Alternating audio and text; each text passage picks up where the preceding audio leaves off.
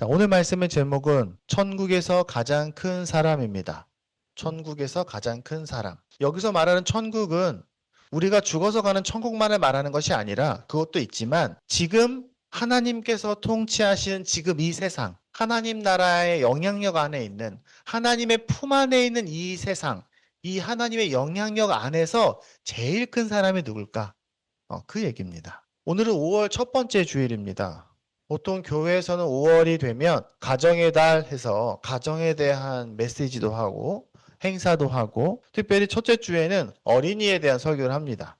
그래서 아마 목사님도 보통 5월 첫째 주에 어린이 설교를 하셨겠거니 생각할 겁니다. 저도 그랬어요. 저도 지난 몇 주 동안 가정에 대한 설교를 준비하면서 미리 이렇게 준비를 하면서 우리 아이들을 어떻게 잘 섬기고 사랑할 수 있을까? 그런 설교를 준비했어요. 어떻게 우리 아이들이 얼마나 소중한지, 얼마나 귀한지, 어떻게 우리가 아이들을 잘 가르치고 아이들을 잘 키울 수 있을까에 대한 그런 내용을 열심히 연구했습니다. 그래서 아이들의 교육에 대해서, 기독교 교육에 대한 책들도 읽어보고 했습니다. 근데 사실 아이들이 어떻게 하나님을 믿는지는 조금 어려운 부분입니다. 왜냐하면 어른이 되면 어른의 입장에서는 어른이 뭔가를 이해하고 깨닫고 대화하면서 어른의 신앙생활은 좀 점검할 수가 있는데 근데 아이들은 얘네들이 어떻게 믿는지 제대로 믿고 있는지 그거 좀 어렵습니다. 그래서 기독교 교육에서는 발달심리학이나 인지심리학 혹은 교육학적인 여러 가지 방법을 통해서 아이들이 어떻게 하나님을 잘 알아갈 수 있는가, 어떻게 하면 아이들에게 하나님을 가르칠 수 있는가, 어릴 때 교회를 다녔던 아이들이 어떻게 커서도 교회를 다닐 수 있게 아이들이 잘 이어가게 할 수 있을까에 대한 굉장히 많은 고민들을 합니다. 어떻게 아이들이 하나님을 이해하지? 어떻게 아이들은 신이라는 존재를 상상하는가? 왜냐하면 어른들은 신, 하나님, 절대자, 창조자에 대한 그런 이미지를 마음속에 갖게 되거든요. 아이들하고 어떻게 다른가? 이거 되게 어려운 문제입니다. 그러니까 목사님이 이해하는 하나님과 우리 이한이 시안이가 이해하는 하나님이 어떻게 다른지 그건 참 어려운 일이에요. 왜냐하면 아이들이 크면 많이 잊어버리거든요. 어릴 때 교회를 열심히 다니지만 커서 잃어버린 애들도 많고 특별히 청소년기를 지나면 굉장히 생각이 확 바뀌잖아요. 그러면서 굉장히 뇌가 바뀌고 삶의 패턴이 바뀌고 그러면서 아이들도 굉장히 많은 생각의 변화를 경험하게 됩니다. 그래서 최근에 저의 고민은 이거였습니다. 아이들이 믿는 하나님, 아이들의 믿음과 어른들의 믿음은 뭐가 다르지? 어떻게 다르지? 어떻게 연속성을 가질 수 있지? 이 부분이 되게 고민이었습니다. 어른들은 교리를 가르치고요. 창조와 구원의 계획, 예수님의 십자가와 부활에 대해서 배웁니다. 그리고 그 안에 자신의 죄를 고백하기도 하고 죽음 이후의 소망에 대해서 생각하기도 하면서 그리스도인이 되어 갑니다. 근데 아이들에게는 그게 어렵잖아요. 아무리 설명해줘도 잘 이해하기가 힘들 수 있어요. 설명해도 이해하기 어렵지만 또 아마 또 크면서 다 잊어버리게 될 것 같기도 하고요. 아이들은 근데 어른들처럼 굉장히 대단한 깨달음이 있어서 교회에 오는 게 아닙니다. 물론 우리 교회 아이들은 엄마 아빠를 따라오는 부분도 있긴 하지만 보통 아이들은 교회를 열심히 다니는 아이들도 교리에 대한 이해로 교회를 오는 게 아닙니다. 사실 아이들의 믿음은 훨씬 단순해요. 우리 애들도 마찬가지죠. 그냥 교회가 익숙한 겁니다. 그냥 교회가 익숙하고 교회 가면은 뭐 가끔 재밌는 것도 좀 있고 그 다음에 와서 밥도 먹고 또 삼촌 이모들도 있고 하니까 그냥 교회에 오는 거예요. 뭔가 주일날 교회를 가야 될 것 같기도 하고 그래서 교회 안에서 같이 있으면서 같이 지내면서 그래 뭐 하나님이 있겠지. 엄마 아빠 삼촌 이모들이 자기를 잘 돌봐주는 걸 보니까 하나님도 그렇게 나를 사랑하겠지. 내가 기도하면 어른들이 그렇다고 하니까 내 기도도 들어주실 거야. 라는 생각을 조금씩 하게 되는 거죠. 그래서 아이들은 그렇게 하나님과 친밀한 신뢰의 관계, 사랑의 관계가 아이들에게는 믿음입니다. 아무래도 그렇겠죠. 근데 교리적으로 따지면 그건 믿음인가? 왜냐하면 십자가와 부활에 대한 분명한 이해도 아직은 없는데 아직 자기 입으로 정확하게 성경에 근거해서 고백하지도 않았는데 하나님, 예수님, 성령님에 대해서 이해도 못하는데 그래야지 그리스도인 아닌가? 침례도 받고 그러다 보니까 저는 어느새 제가 아닌 거 알면서도 그냥 우리 아이들을 좀 잘 지켜서 잘 보호해서 언젠가 하나님을 이해하는 언젠간 아이들을 깨닫는 언젠가 이 아이도 참 그리스도인이 될 날이 오지 않을까라는 생각을 내 마음속 한켠에 갖고 있었던 것 같아요. 물론 그 말이 틀린 건 아닙니다. 언젠가 우리 아이들도 우리 교회에서 같이 자기의 신앙 고백을 하고 침례를 스스로 받고 싶어서 저 침례 받고 싶습니다 해서 침례를 주는 날이 오기를 간절히 바래요. 그런데 오늘은 좀 다른 관점에 대한 이야기를 하려고 합니다. 어느 날 하나님이 저에게 지난주에 이 생각이 한번 깨지는 경험을 하게 하셨어요. 제가 이 어리석이 고민하다가 제가 어릴 때 자주 듣던 찬송가 앨범 중에 나사렛에서 자란 예수님이라는 노래가 있어요. 그 노래가 이런 노래입니다. 나사렛에서 자란 예수님 우리들의 친구죠. 이런 노래가 있어요. 그게 이제 아이들이 부르는 찬양인데, 그래서 그 찬양을 좀 한번 들어보면서 설교를 준비하려고 그 찬양을 찾았어요. 인터넷으로. 근데 그 찬양이 있는 앨범은 따로 있을 거 아니에요. 여러 곡이 있으니까. 근데 그 첫 번째 곡이 나오는 거예요. 그 곡이 아니라. 그렇겠죠? 근데 그 첫 번째 곡이 바로 최덕신 씨의 놀라워라라는 노래였습니다. 오 놀라워라. 제가 오 놀라워라라는 노래를 한번 들려드리겠습니다. 이 노래는 굉장히 오래전 노래, 한 20여 년 전 노래지만 제가 되게 좋아했던 찬양이었어요. 그래서 이렇게 시작합니다.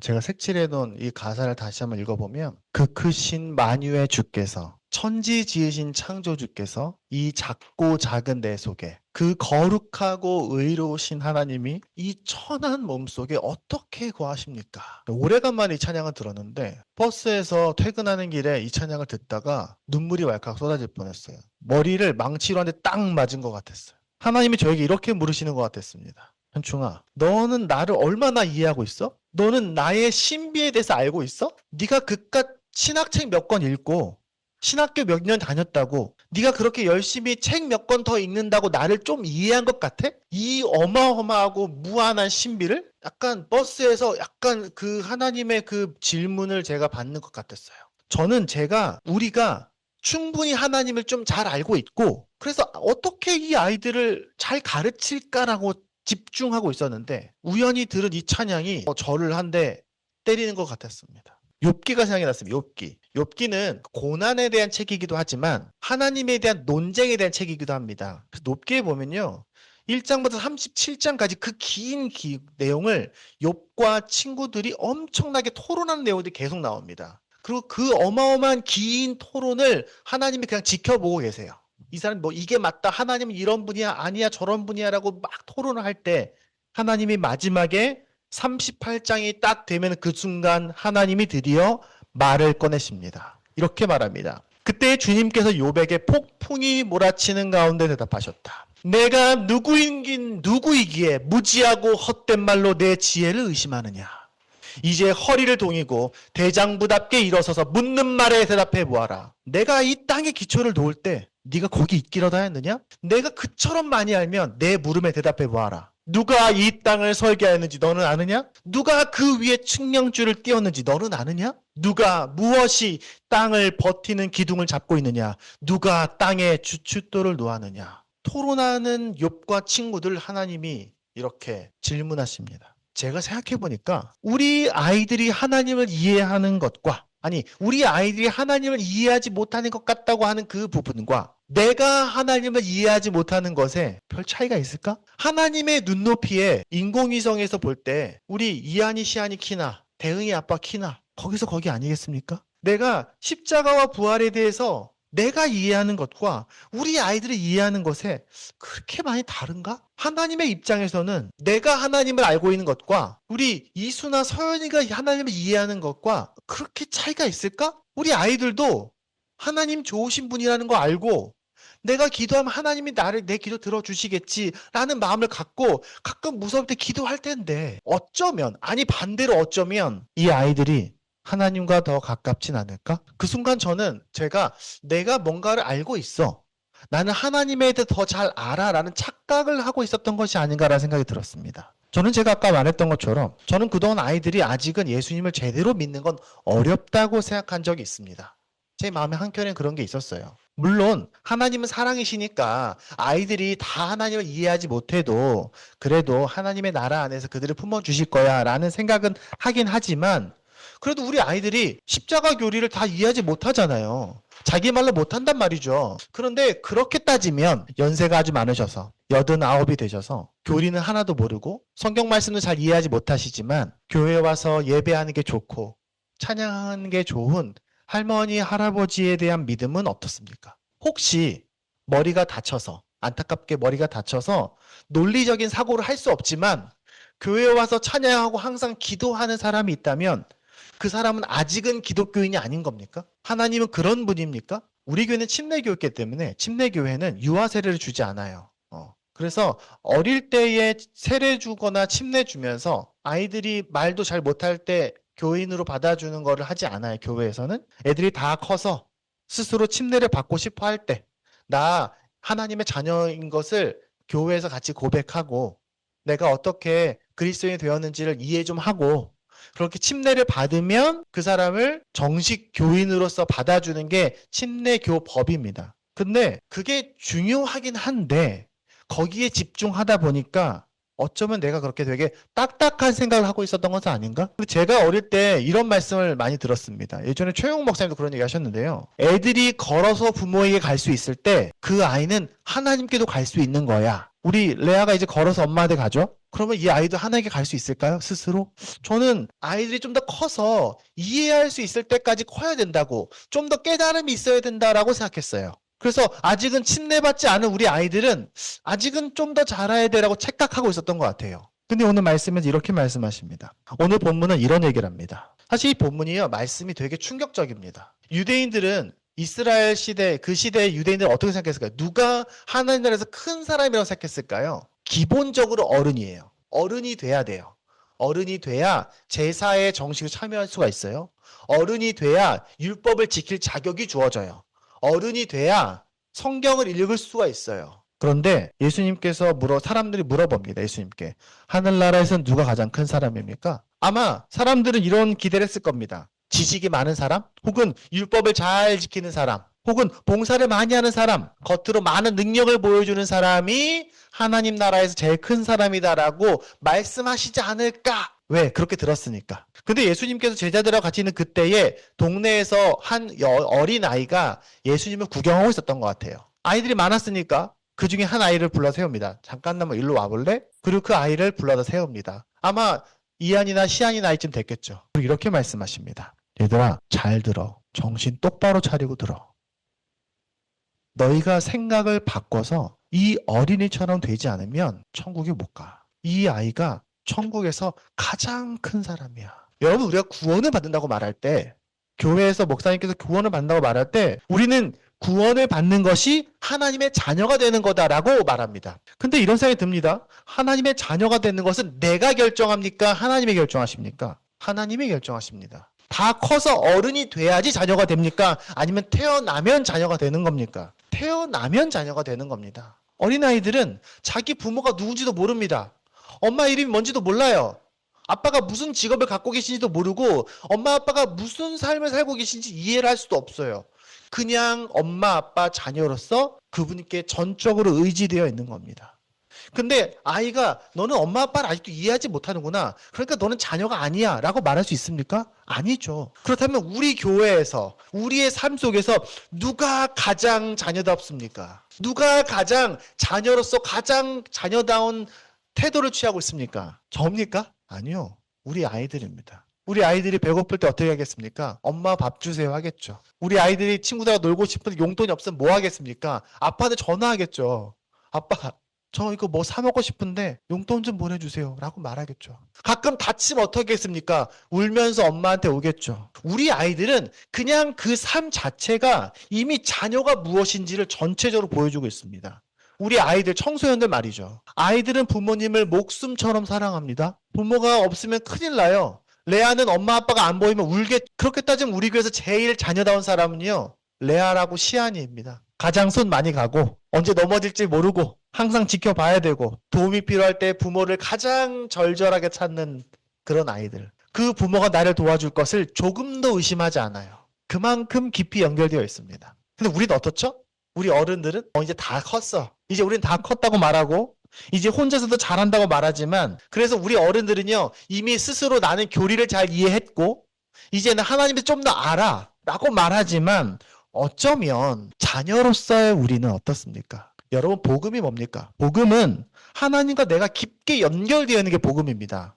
그리스도인, 크리스찬, 교회 다니는 사람이라는 말은 하나님과 연결된 사람을 말하는 거예요. 많이 아는 사람을 말하는 게 아니라 하나님을 깊이 사랑하고 그분이 없으면 안 되는 사람을 말하는 겁니다. 그분과 더 친밀하고 그분과 서로 사랑하는 관계가 바로 그리스도인인 겁니다. 제가 처음 말했던 것처럼 저는 원래 이 어린이 주일에 아이들에게 어떻게 더 잘 가르칠 것인가, 어떻게 하면 복음을 잘 가르쳐서 언젠간 우리 아이들이 성경적으로 잘 예수님에 대해 설명하고 침례도 받고 그렇게 할 것인가에 대해서 이야기를 고민을 많이 했습니다. 우리는 성장했으니까. 우리는 주님을 더 잘 아니까. 우리 어른들은 신앙적으로 더 잘 훈련되어 있으니까 우리 아이들이 뭔가 더 줄 수 있지 않을까? 아니요. 제가 한 주간 계속 이것 때문에 묵상을 많이 했습니다.